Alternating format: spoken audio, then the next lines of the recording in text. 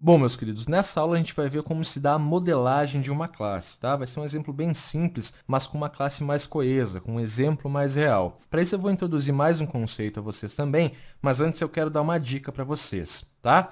Venham aí no seu iniciar do seu Windows, vai em painel de controle, obviamente para quem usa o Windows, tá? E região e idioma. Nesse item aqui vocês vão ter a aba teclados e idiomas e alterar teclados. Provavelmente aqui você tem mais de uma linguagem, pelo menos o inglês junto, tá? Se o seu teclado for português ou inglês, não importa. Você vai deletar daqui, caso você queira, obviamente, as linguagens que são diferentes do seu teclado. Por que eu fiz isso? Caso você não queira, não precisa fazer, tá, pessoal? Mas a mesma tecla que faz a alteração dessas linguagens é a tecla que organiza o código aqui no NetBeans. Então, provavelmente, se você tiver mais de uma linguagem, você vai ter problemas com o teclado quando você for fazer a indentação ao clicar em Shift Alt F. Por isso que eu removi do meu, caso você queira também, é uma dica aí que ajuda na programação, pelo menos me ajudou porque parou de bugar meu teclado. Bom, voltando à nossa aula então, a gente vai vir aqui no modelagem de classe, criem seus arquivos, tá? 05 modelagem de classe.php e a classe modelagem de classe.class.php. Aqui eu não incluí o arquivo ainda, deixa eu dar o requer já, deixar tudo prontinho para a gente trabalhar, tá? Vou pegar lá a nossa class e o nosso modelagem de classe.class.php.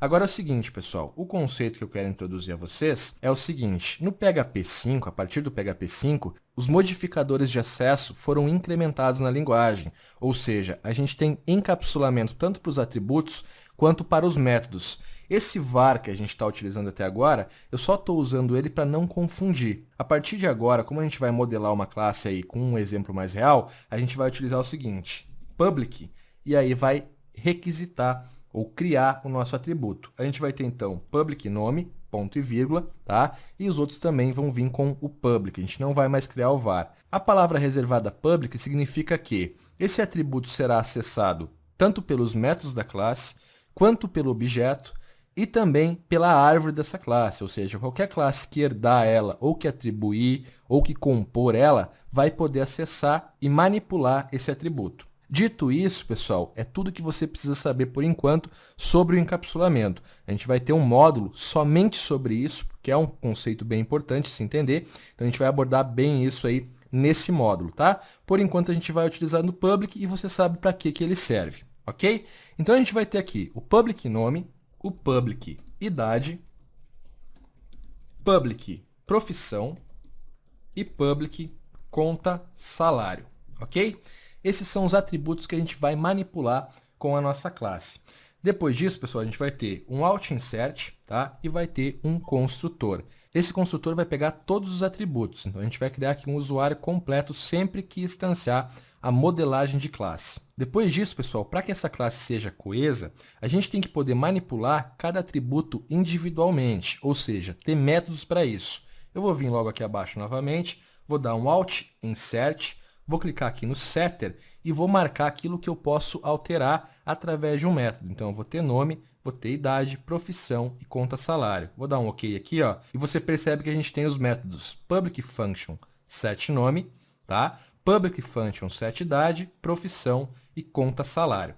Esses dados aqui, pessoal, eles já vêm com public pelo mesmo motivo, tá? Os métodos também podem ter modificadores de acesso. Depois disso, pessoal, eu quero ter um método também para poder converter esses valores e para poder receber aqui na minha conta salário mais valores, tá? Então, eu vou ter o seguinte, ifnc tab, ele já vai criar com o public ali, e aí eu vou ter torreal com o parâmetro valor, abro e fecho chaves, ifnc novamente, e a gente vai ter aqui o dar echo, ok? Esse dar echo aqui, pessoal, vai ter o parâmetro mensagem apenas. Esse torreal, pessoal, vai fazer o seguinte, ele vai pegar esse valor e vai converter em reais para a gente poder fazer nossas strings, tá? Então, vou fazer o seguinte, return number, underline, format, variável valor, vírgula, 2, vírgula novamente, e vou abrir aqui, ó, mais dois campos de aspas simples. O primeiro vai receber um ponto e o segundo vai receber uma vírgula.